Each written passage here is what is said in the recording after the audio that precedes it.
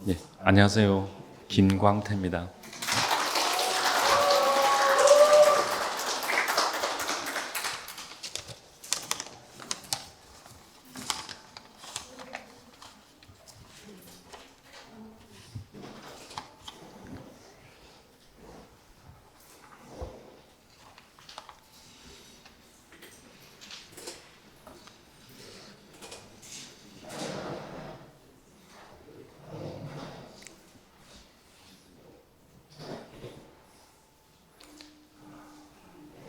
저도 전번주에 강원도 쪽에 출장 갔다 오니까는 뭔가 이루어져 있더라고요.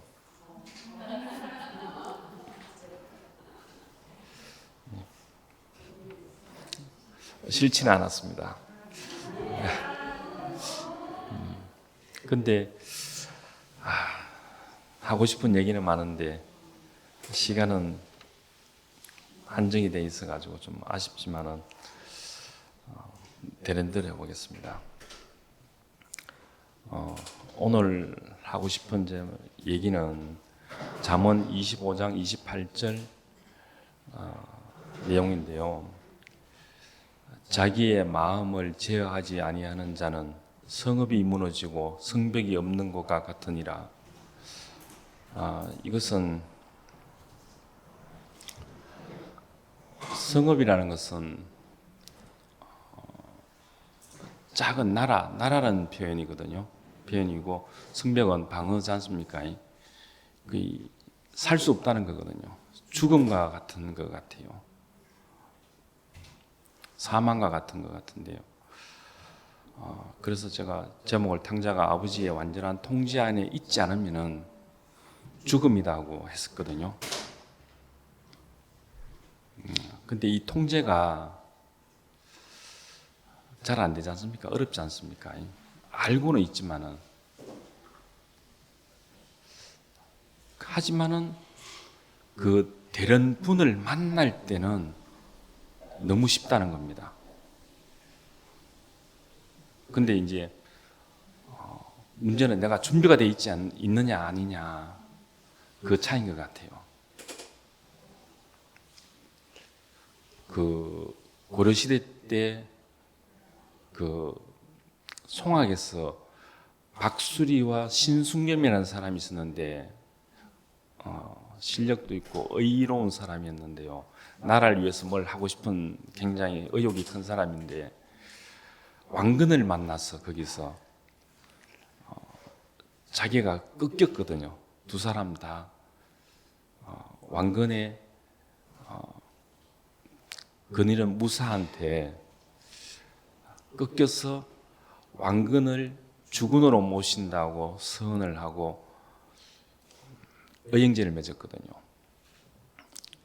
그래서 이제 그 왕건의 통제하에 완전히 이제 들어가는 케이스인데요. 그 왕건도 신하였지 않습니까? 궁리의 왕 밑에 있는 신하였거든요. 그럼에도 불구하고 이 박수리와 신순겸은 왕이 있는데도 불구하고 왕건만 주군으로 모셨거든요. 따르긴 따르지만 궁예를 따르긴 따르지만은 그래서 마지막에 신순겸은 왕건을 위해서 죽기까지 했고 박수리는 왕건이 자기 아들한테 왕위를 물려주면서 이혼을 뭐라고 했냐면은 박수리한테 모든 걸 물어보고 하락할 정도로 그 정도로 신뢰가 쌓이는 사이였거든요. 이거는 통제가 될 수 있는, 통제되고 싶어하는 유일한 길은 자기 자신이 꺾이는 것이더라고요. 자기 자신이. 그래서 이 구약을 보면 그렇지 않습니까? 구약에 나오는 많은 사람들이 사실 통제가 안 돼가지고 구약이 두꺼워졌는 것 같아요. 내용도 길고.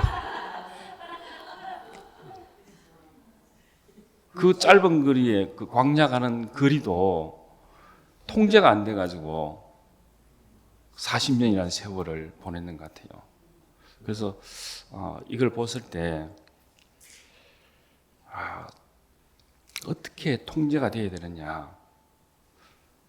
그 아브라함이나 이삭이나 야곱이라든지 요셉도 그렇고 다 죽음의 자리에서 자기 인생이 꺾였지 않습니까? 꺾이고 통제되어지는 인생. 야곱도 환도뼈가 꺾이고 그 자기 형과 외삼촌한테 죽을 고비를 넘겨서 하나님이 보호하시고 와서 환도뼈가 꺾이고 난 이후부터 하나님께 통제되는 사람이 되었지 않습니까? 그래서 와서 뭐라 그러냐면은 단을 쌓고 내 모든 것들을 세세한 거 하나하나까지 하나님께 물어보고 가겠다고. 그게 이 꺾인 사람들의 통제되는 자리거든요. 근데 이건 제 개인적인 해석입니다. 모세 같은 경우는 그 죽음의 자리에서 꺾이지 않았다고 생각이 들어요. 그런 자리가 없었기 때문에. 그래서 여러 가지 뭐 잘못이 있었지만은 뭐 지팡이를 2번 내리친 것도 있고 또 가나안에 들어가라는데 의심이 생겨가지고 바로 들어가지 못하고 정탐꾼을 보냈지 않습니까? 거기서 하나님은 너는 절대 가나안에 들어갈 수 없다. 그 모세는 정말 들어가고 싶었거든요. 몇 번이나 하나님께 절규하면서 애원을 했습니다. 그래도 절대 안 된다. 왜냐? 통제되지 않은 사람은 들어갈 수가 없다는 것입니다. 하나님 나라가 되어질 수 없다는 것이거든요. 그래서 저는 모세가 못 들어갈 수밖에 없었는 거 아니겠나 그런 생각이 듭니다.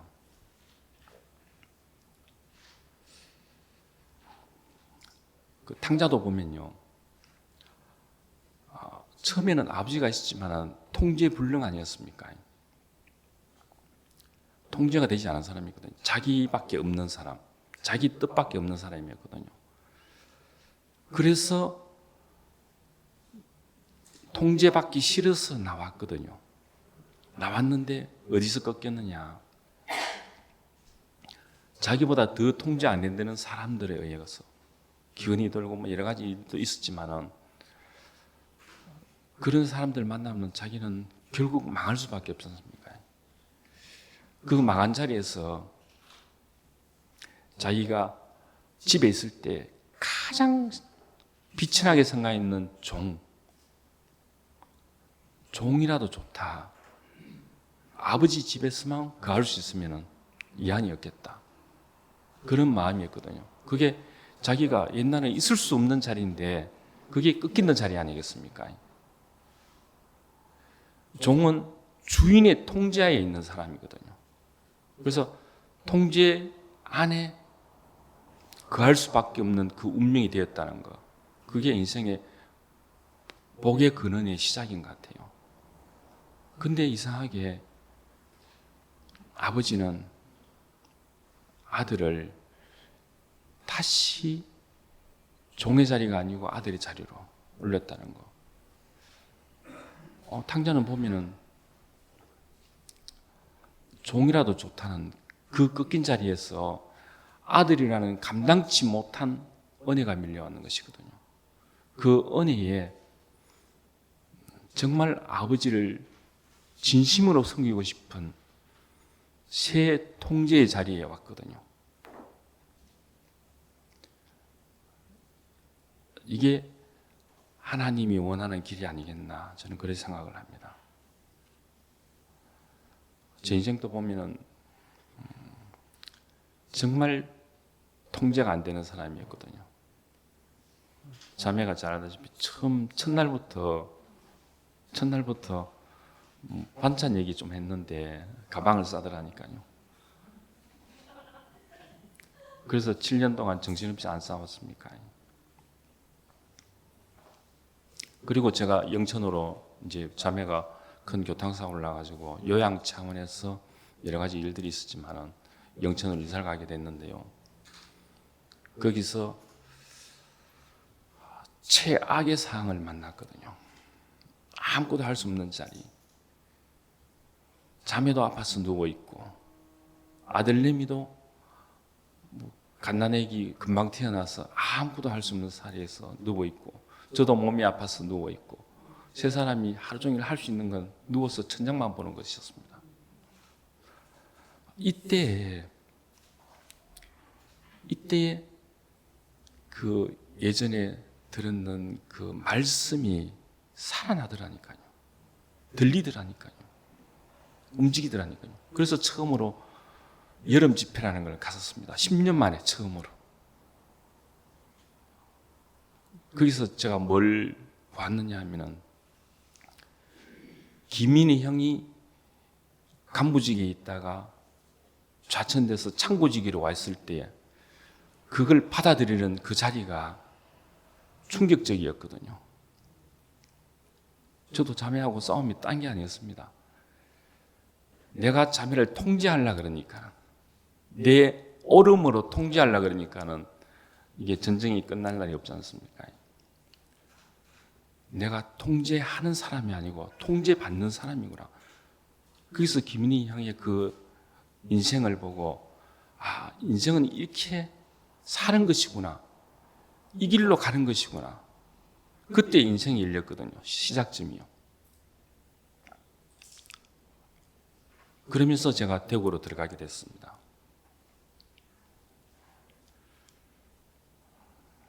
제가 왜 그 집을 나와서 살았냐면요. 제 고등학교 1학년 때인가 아버지하고 불화로 인해가지고 엄청 심하게 싸웠거든요. 그러고 난 이후에 원수가 돼가지고 군대 갔다 와가지고 자영이 부르더라고요. 매일 싸웠으니까요. 그것도 뭐 여러 번씩. 그래서 집이 너무 시끄러우니까 네가 집 나가라 이러다가 쫓겨났거든요. 그러면서 제가 집 나오면서 어떻게 생각을 했냐면은 내 부당함, 억울함을 분명히 밝혀야 되겠다. 그럼 내가 힘이 있을 때, 그래서 나와서 성공을 해야 되겠다. 그때 제가 했는 게 뭐냐면 전자였거든요. 우리나라에서는 전자 3사가 있습니다. 대우, 삼성, 현대, 지금은 LG가 있었지만 그 3사를 뛰어넘는 회사를 만들겠다고 했으니까 얼마나 인생이 피곤하겠습니까? 예수에 미쳐 살았는 게 아니고 전자에 미쳐 살았습니다. 몇십 년 동안.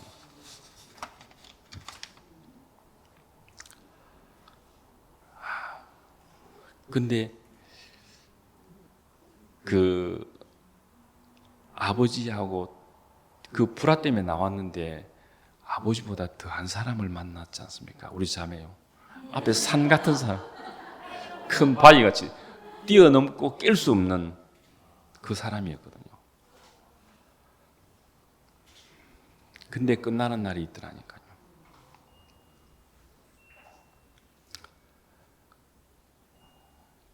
그 인생은 하나님께 통제되어지는 길을 보여준 예수를 만나는 것이더라고요.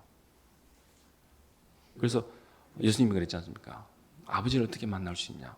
내가 길이요 진리요 생명이니 나로 맘지 않고는 아버지께로 올 자가 없다 그랬거든요. 예수님은 어디로 갔냐면은 하나님의 통제 안에 갔지 않습니까? 그 제단이라는 것은 그렇거든요. 예수님이 자기의 그 죽음의 통제의 길로 가는 것이 십자가 제단 아니겠습니까? 구약 때는 그랬지 않습니까? 이 제단이라는 것은 아브라함 때는 하나님을 만나려 그러면은 제단에 제물을 드렸지 않습니까? 그 제물이 어떤 거냐면 자기한테 가장 소중한 거를 드리고 하나님을 만났거든요. 그 당시에는 뭐냐면은 사람이 유목민이었기 때문에 살기 위해서 가장 소중한 게 어린 양이거든요. 양들이 자기들 먹여주고 틀을 주고 우유도 주고 고기도 주고 다 그렇지 않습니까? 그게 자기들이 살 수 있는 유일한 가장 소중한 것이었거든요. 그 양들보다 소중한 게 어린 양이거든요.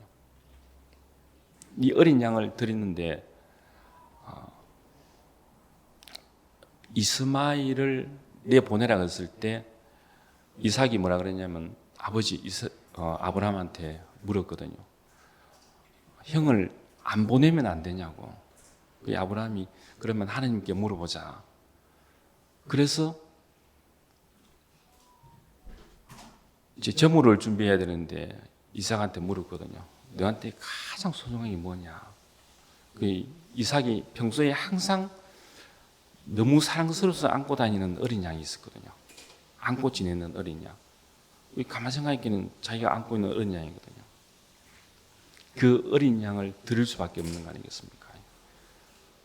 자기한테 가장 소중한 거, 하나님한테 가장 소중한 게 무엇이겠습니까? 아들 예수였거든요. 하나님도 교통하기 위해서는 자기한테 가장 소중한 걸 드릴 수밖에 없는 것이거든요. 이게 우리한테는 축복인 것 같아요. 제가 왜 교통사고 났냐면은 차 브레이크가 안 들어서 그랬거든요. 고속도로 올라갈 때 타이어를 다 바꾸면서 라이닝을 바꿨거든요. 이 화물차는 라이닝을 바꾸면 금방 브레이크가 잘 안 들어요. 그 디스크판이 좀 따라가 있기 때문에 따라가는 만큼 시간이 약간 필요한데 제가 바빠서 그냥 올라갔거든요. 고속도로요. 고속도로는 또 브레이크를 잘 안 써요. 그러다가 1차선에 다른 화물차가 서 있는 걸 보고도 이 통제가 안 돼가지고 다쳤거든요.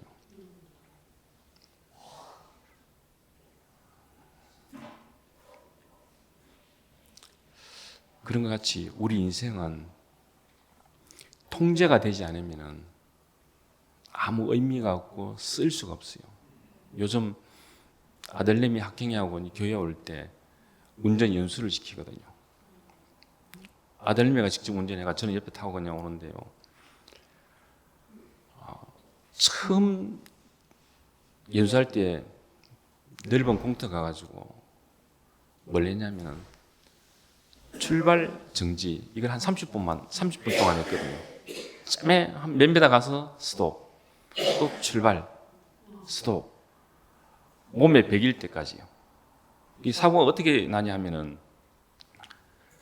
위험한 상황이 됐을 때 자기도 모르게 브레이크를 잡아야 되는데 얼떨결에 악셀레이터를 밟아가지고 더 빨리 가서 받치는 경우가 많거든요. 그런 경우가 상당히 많아요. 그래서 제가 이제 저희 자매 영천에 있을 때 연수를 시켜봤는데 영천에 큰 강변 사이에 큰 이제 뚝 공터가 있는데 거기서 연수를 시키다가 이 차를 강둑에 빠져버릴 뻔났거든요. 계속 좀 가다가 이제 좌회전하고 우회전하고 해야 되는데 그냥 계속 직진을 해가지고 스톱 그랬는데 이 악셀레터를 좀 밟았어요. 그래서 더 빨리 가다가 어쩌다가 또 브레이크를 잡았는 겁니다. 그래서 빠지지는 않았는데 그날 이후부터 제가 많은 사람들을 차 연수시킬 때 뭘 제일 먼저 하냐면은 출발 정지 이걸 뭐 심지어 어떤 사람한테는 1시간 동안 하긴 했습니다. 우리 누나 같은 경우는 막 한 며칠 동안 했거든요. 감각이 둔해가지고. 근데 이상하게 그러고 난 뒤에 나가니까는 연수시킬 게 없어요. 연수시킬 게 없어요. 학경이도 교회 오면서 뭐 딴 얘기하면서 와요. 다 와가지고 주차가 잘 안 돼가지고 그때 좀 뒤에 봐주고. 이게 얼마나 쉬운지 몰라요. 이 교통법규도 있지 않습니까? 100km의 통제 안에 있으면은 어디에 카메라가 있는지를 신경 안 써도 됩니다. 전혀 신경 안 써도 됩니다. 그러면 얼마나 편안하게 운전할 수 있겠습니까? 평안과 안식이 있고 또 안전이 보장되고 또 사고 나도 다 보상을 받아요. 그런데 반대로 통제가 안 되는 사람, 카메라를 의식 안 하는 사람, 과속으로 그런 사람들은 벌금 물어야 되죠. 또 불안하죠. 사고 나면은 다 자기가 책임져야 되죠. 인생 그런 것 같아요. 제가 하나님의 통제에서 벗어났을 때는 인생이 얼마나 힘듭니까? 그렇게 살아왔었거든요.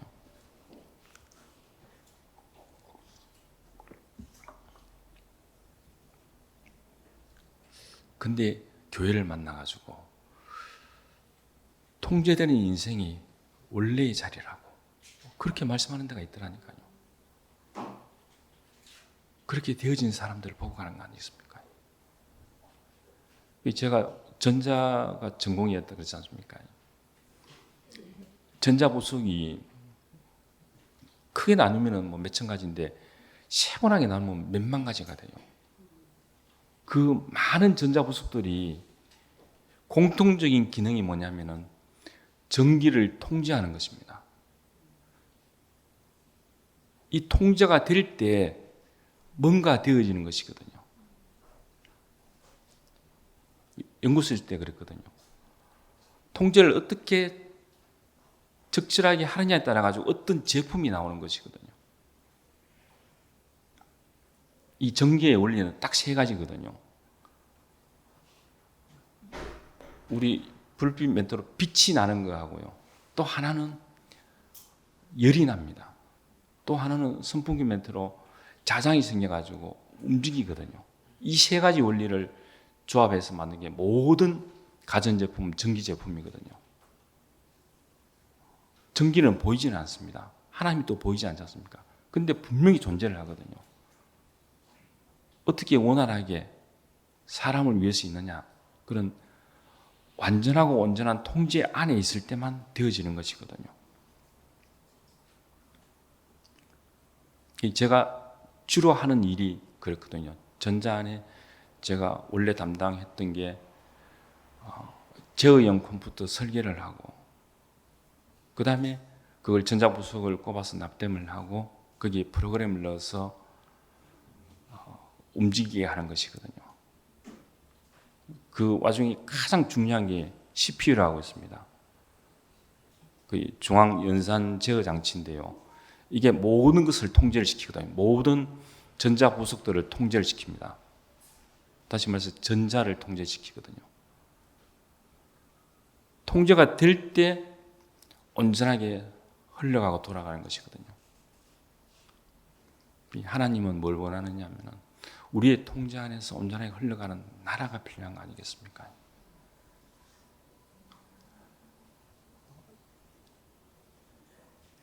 통제 안에 있으면 되어지는 거 아닙니까? 이게 기적이거든요. 저는 아버지하고 절대 하나 될 수 없는 사람이었거든요. 왜냐하면 제가 억울했다고 생각했기 때문에. 저희 집은 할아버지 때부터 노름을 해가지고 아버지도 노름을 하시고 그래서 제가 어릴 때는 아무것도 모르게 그냥 뭐 주인장이 술 받아오라고 하면 술 받아오고 그랬는데 머리가 커지니까는 그 부당함이 보이는 거예요. 그래서 어느 날은 아버지가 이제 월급날인데 보통 월급날 되면은 뭐 한 4, 5일 잠적을 해버려요. 돈을 다 잃어버리고 노름으로 다 잃어버리고 술이 떡이 돼가지고 집에 오셔가지고 엄마를 괴롭히고 막 폭행하고 그랬거든요. 그날 또 와가지고 막 어머님은 아버지 밥상을 차려드렸는데 계속 그러고 있는 거예요. 그래가지고 막 하도 막 화가 나가지고 문을 열어놓고 손으로 아니고 발로 상을 차가지고 밖으로 내가지고 그것도 막 화가 안 풀려가지고 가서 그냥 밟아버렸거든요. 그러고 난 이후부터 아버지하고 저하고 원수가 돼가지고 내가 맞는 얘기를 해도 아버지는 너는 틀렸다. 네 자체가 틀렸기 때문에 저는 아버지가 아무리 맞는 거 해라도 인간이 안 됐다 그러면서 틀렸다 그래서 전쟁을 했거든요. 그래서 같이 못 살고 나왔는데, 근데 아버지가 부도 났지 않습니까? 아버지 그 종합건설회사를 하셨는데, 그때 경기가 좋을 때 이제 많이 회사가 커져가지고 종업원이 한 50명 정도 됐거든요. 그렇게 뭐 기고만장하는 분위기인데 망하니까는 정말 인생이 비참하더라고요. 술만 드시고. 그래서 이제 누님이 도저히 안 돼가지고 아버님 모시고 가서 경산 살았었는데, 근데 그 기질이 어디 가겠습니까? 몇 달 후에 연락이 왔는 거예요. 제가 맞으니까는 내가 아버지 네가 데리고 가라. 자매하고 가보니까는 난장판인 거예요. 그럼 자영만 그 잠옷 바람으로 차에 가서 떨고 있고 누나는 울고 있고 조카들도 막 난리고. 그래서 집에 모시고 왔거든요. 어쩔 수 없어가지고 원수를 데리고 왔거든요. 근데 집안 식구들이 다 걱정을 했습니다. 살 수 있을까? 근데 자매와 제가 끼고 난 이후였기 때문에 너무나 잘 살았거든요. 그것도 섬기면서 아들 학경이까지. 근데 교회는 안 가시더라도 그런 사람들하고 같이 지내니까는 달라지시더라니까요. 절대 누구를 칭찬하는 게 없었거든요. 근데 칭찬도 하시고.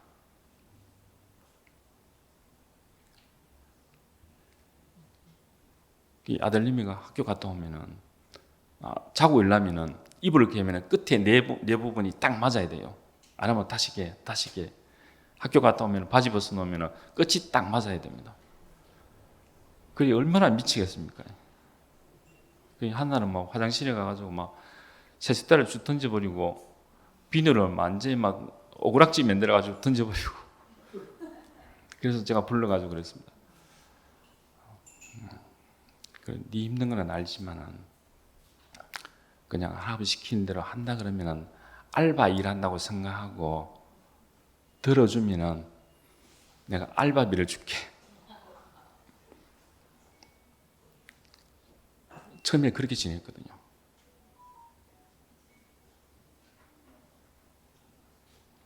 근데 우리가 말씀을 들었지 않습니까?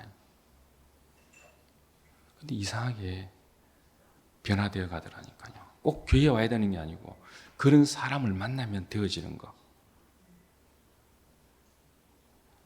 이게 인생의 기적이 아니겠습니까?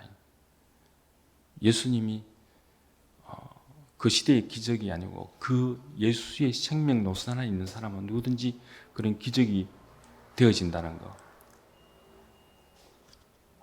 이게 인생의 축복인 것 같습니다. 그리고 제가 그 회사 근무할 때 제가 공장장으로 있을 때요.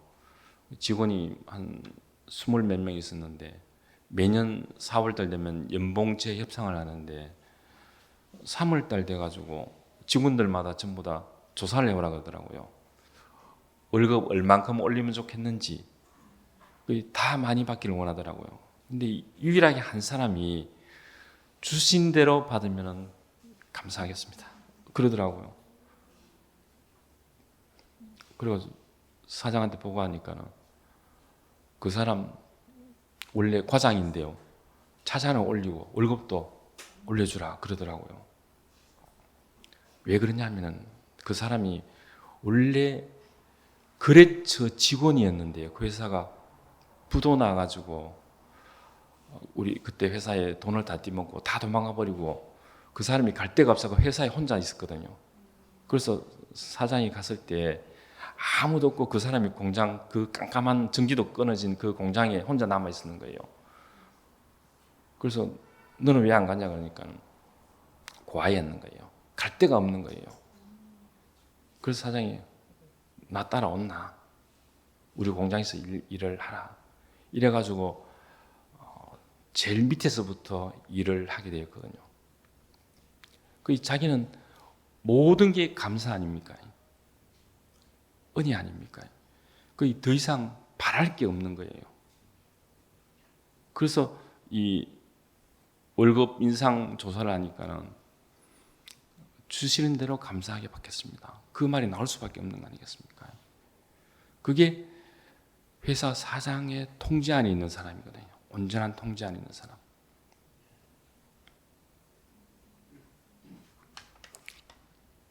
저도 그 직원을 채용할 때 항상 그랬거든요.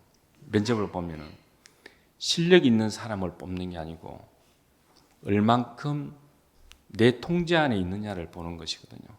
그래서 한날은 그렇게 사장이 와가지고 옆에 같이 참석하게 됐는데요. 면접 참석하게 됐는데 실력 있는 사람을 놔두고 실력 없는 사람을 뽑으니까는 물어보더라고요. 그렇죠, 사장이. 그래서 제가 대답을 했습니다. 실력 있는 사람은 요구가 많고 오래 있지는 않는다고, 경험상. 그렇기 때문에 실력 없지만은 초보자지만은 내 통제 안에 있으면은 실력은 저절로 늘어나는 것이다. 그리고 숙달도 시간이 지나면 되어지는 것이다. 그래서 그 사람을 뽑았다. 그런 사람들은 오래 근무하기 때문에요. 그래서 그런 사람들을 뽑아가지고 1시간 일찍 마치고 교육을 시켰거든요. 전자 공부를 시켰습니다. 그러니까는 그 사람 실력도 늘고 우리도 일하기가 상당히 수월했거든요.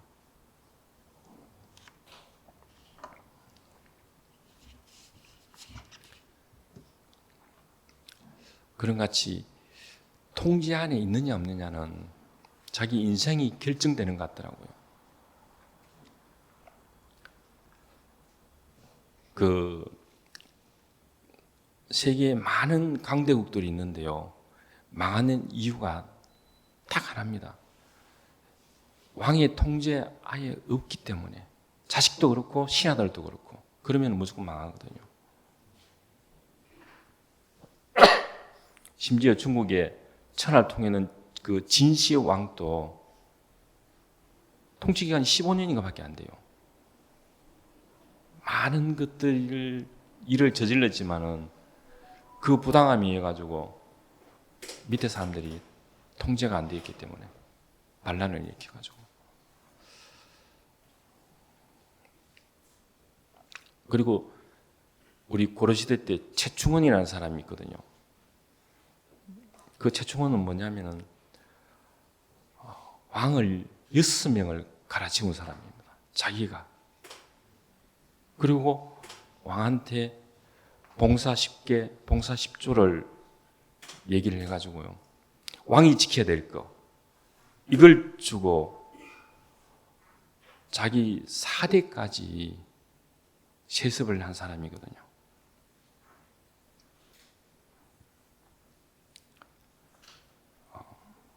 결국 이 사람도 비참하게 망했지 않습니까? 근데 자기는 권력은 있지만은 절대 왕에 대한 권위에 도전을 안 했거든요. 왕이 되고 싶어요. 왕이 되려고 하지는 않았거든요. 자기는 권위가 없다는 걸 알고 있었기 때문에. 그래서 오래 갔는 것 뿐이지요. 왕의 통제 안에 없었기 때문에 결국은 망한 인생이 안 됐습니까? 그 모든 병은 원래의 자리에서 벗어나는 것이거든요. 변형이 되어가지고 모든 병이 있거든요. 또 치료도 마찬가지입니다. 원래대로 원상복귀시키는 게 치료거든요. 제가 수술을 많이 하게 된 이유도 그거거든요. 원상복귀시키기 위해 가지고 수술을 많이 하게 되었습니다. 그래서 이 하나님과 나와의 관계에서 꺾인 자리에 인생의 은혜가 발견될 때 통제되어지고 싶은 마음이 생기는 거 아니겠습니까? 이게 탕자 아니겠습니까? 그래서 저는 탕자 얘기를 너무 좋아하는 게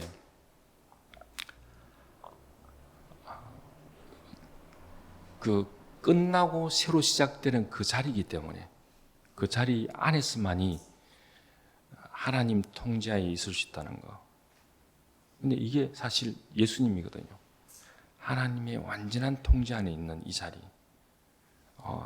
이게 구원의 길이 아니겠습니까? 이 말씀이 사실 복음이라고 저는 생각이 들어요. 제가 그 쿵 사범을 했었거든요. 사범을 했는데 그때 이제 자매를 만났습니다. 근데 1단에서 3단까지 심사를 보면요, 어깨에 힘 빼고 하면은 거진 다 되긴 됩니다. 근데 4단 이상, 4단부터 이제 사범이거든요. 4단 때는 심사를 뭘 보냐면은 마음이 비워졌느냐 아니냐, 그걸 보는 것이거든요. 왜 그러냐면은 상대가 어떻게 공격해 올지 모르는데 내 생각이 있으면 그 길로 안 오면은 안 되지 않습니까? 그래서 마음을 비우고 있어야지만이 어디로 올지 모르지만은 그걸 방어할 수가 있거든요. 그래서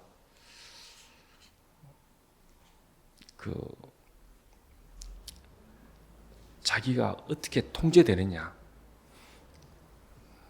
자기 육체가 어떻게 통제되느냐, 이 문제인데요. 그래서 이제 운동은 끊임없는 몇천 번, 몇만 번을 계속 같은 동작을 반복 연습을 해요. 그래도 자기가 모르게 나오더라고요. 어떤 사항이 됐을 때 뇌에 가서 판단을 해가 내려오면 늦어요. 이 운동이라는 게 무술이라는 자체가 그렇거든요. 제일 첫째가 속도, 그 다음에 힘, 그 다음에 기술이거든요. 이 세 가지가 조합이 돼야 되는데 속도가 느리면 안 되지 않습니까? 아무리 실력이 있고 기술이 있고 힘이 있다 하더라도요. 그래서 그걸 무한한 반복 연습을 하는 것은 노력을 해가지고 자기도 모르게 나오도록 하는 것이거든요. 그런데 우리는 그 예수를 만났을 때 저절로 그렇게 통제가 되어지는 거 아니겠습니까?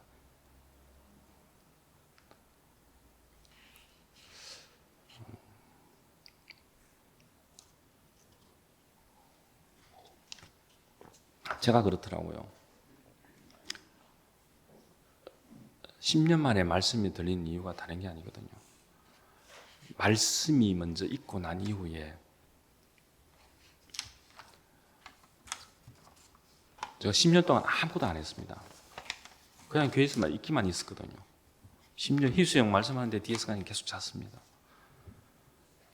근데 어떤 조건이 됐을 때, 상황이 됐을 때 그 말씀이 살아 올라오더라니까요. 나한테서. 살아 올라와서 내 말씀이 되더라니까요. 그래서 제가 그 억울한 상황이 있을 때 제가 마지막 그 자리에 병원에서 내일 수술할 때 죽을 수 있다는 거, 이전에도 그랬기 때문에 쇼크사 와서 깨어나지를 못했는데 내일 수술할 때도 그럴 수 있다는 거. 제가 그 의사한테 동의를 썼는 게 의사한테지만은요, 고백은 하나님께 했는 것이거든요. 내일 못 깨어난다 하더라도 이게 하나님 당신의 뜻이라면 당신 뜻대로 하십시오. 당신의 통제 안에 있는 것, 이게 예수님이 가신 그 자리고 십자가에서 죽은 그 자리 아니겠습니까? 거기서 말씀이 그 순간에 살아나더라니까요. 그래서 지금은 안 된다 하더라도 왜 교회 안에 있어야 되고 이 말씀 속에 있어야 되느냐. 제가 청도에 밭이 있을 때 그 감밭이었거든요. 따로 가면은, 한 번씩 가면은 한 목에 다 홍수가 되질 않아요. 이 새가 와서 한 번을 딱 쪼고 다 먹질 않고 옆에 가서 또 하나를 쪼아 먹어요. 딱 한 번만 먹고 옆으로 가요. 그 상처가 있는 감부터 홍시가 되는 거예요. 근데 그 상처가 있는 감이 가장 맛있거든요. 순서대로. 안에 뭐 혹이 있어가지고 홍시가 되든지. 근데 희한하게 나중에는 다 저절로 모든 다 홍시가 돼요. 놔두면요. 저는 그게 교회라고 생각이 들거든요. 그 물에 빠진 사람들 중에 가장 위태로운 사람부터 건지내지 않습니까? 그런 것 같아요. 이 자기의 과정은 자기의 어떠함 때문에 일어나는 것 같아요. 사실 그게 복이거든요. 저는 몰랐지만은 지나고 나니까는 그게 인생의 복이더라고요.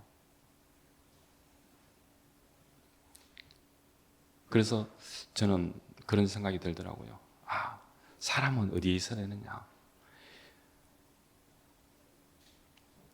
말씀이 있는 교회, 하나님의 통제가 있는 교회에 이 교회가 있다는 게 저한테는 너무 감사가 되고 은혜가 되고,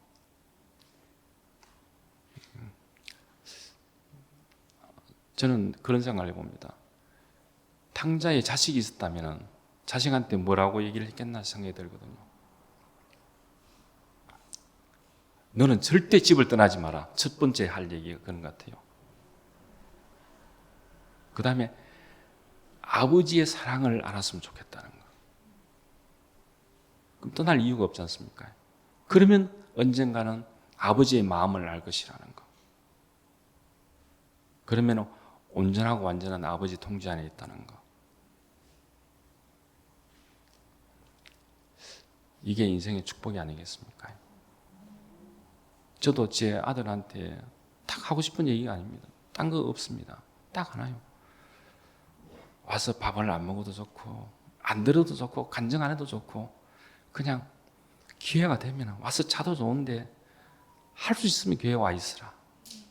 교회 와 있으라. 아무것도 몰라도 된다. 교회 와 있으라. 근데 아들내미는 그랬거든요. 전에 간증할 때 그런 얘기 하더라고요. 자기는 태어나서 눈을 뜨니까는 자기가 교회 안에 있더라고. 그게 감사가 된다 그러더라고요. 근데 교회에 어떠한 안 좋은 일들이 많아가지고 마음이 떠나갔는데 그래도 그 은혜와 사랑이 있으니까는 올 수밖에 없는 것이더라고요. 그게 너무 감사되고 그 교회 안에 하나님의 통제 안에 있는 그 길을 알려주고 싶더라니까요. 삶으로서. 그래서 저는 이 통제되어진 인생이라는 게 힘들지만은 다른 한편으로 보면은 너무 은혜롭고 또 너무 감사한 자리, 축복된 자리, 자유로운 자리, 그런 것 같아요. 그 예전에 뭐 빠삐온 영화가 보니까는 진정한 자유는 구석 안에 있다, 교도소 안에 있다. 그 얘기를 듣는 것 같은데요. 그 안에서의 통제는 자기 만족 아니겠습니까?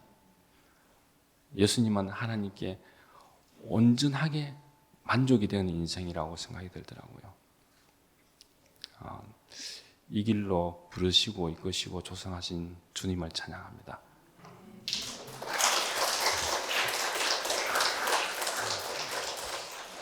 예, 기도하겠습니다. 예, 감사하신 하나님 아버지,